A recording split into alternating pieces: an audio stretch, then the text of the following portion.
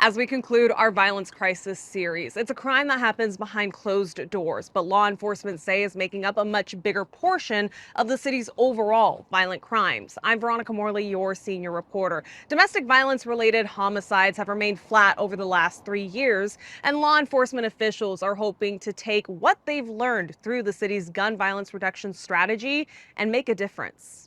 Domestic violence homicides are not a one-and-done situation. Domestic violence calls for service from January to August of this year, according to Bakersfield police, declined when compared to the same period the previous 2 years.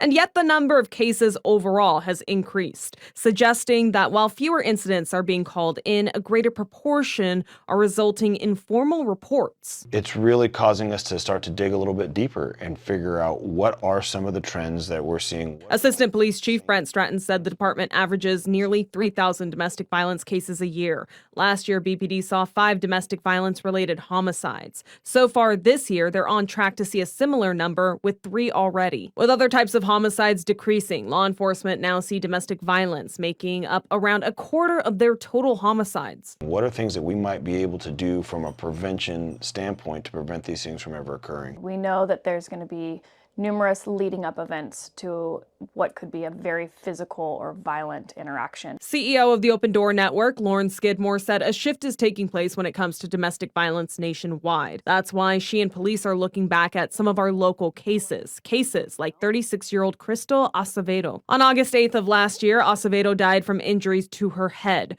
According to police reports, her brother told officers that her boyfriend, 40-year-old Ricardo Valles, had recently been paroled from a previous domestic violence incident. My gut tells me at this point that by the time it reaches the level of being a domestic violence homicide, this is not the first time that's occurred in this relationship. While Valles denied involvement in Acevedo's injuries, messages between the couple showed Valles saying, quote, "I pushed you, but you didn't fall. That was it. You fell. I did not hit you in the face." Another message from Valles said, "I swear I'll change everything about me, please." Is that kind of gaslighting pretty typical in these cases? Absolutely. Gaslighting, manipulation, scare tactics. We know that there's going to be numerous leading up events to what could be a very physical or violent interaction. Through the investigation, police determined the two had known each other for years, and in the days leading up to her death, Valles had called Acevedo around 200 times. He also sent a number of threatening messages.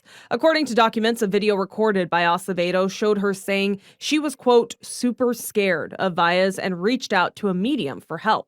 I'm envisioning a scenario where we're able to look at a situation that says our data has told us this, we believe you are at an elevated risk because of this. Stratton hopes to utilize criminologists in cases like this to create a strategy similar to their gun violence intervention program to see signs before a death occurs. Skidmore said in looking through cases, they're honing in on trends that could signify potential escalation. We might look at a restraining order as being the first triggering piece to have an intervention. We also think we should think about, CPS and what's going on related to custody of children. We've seen cases in which the perpetrator will use custody of the children as an element to keep the violence present. In better understanding these trends, Skidmore hopes this will allow law enforcement and advocates to increase intervention methods while also supporting more victims. I hope that it makes an impact, and I hope that we, if anything, we learn about the trends and we have deep and tough and innovative conversations.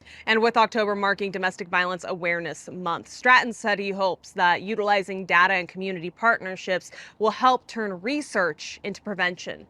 In Bakersfield, I'm Veronica Morley, your senior reporter.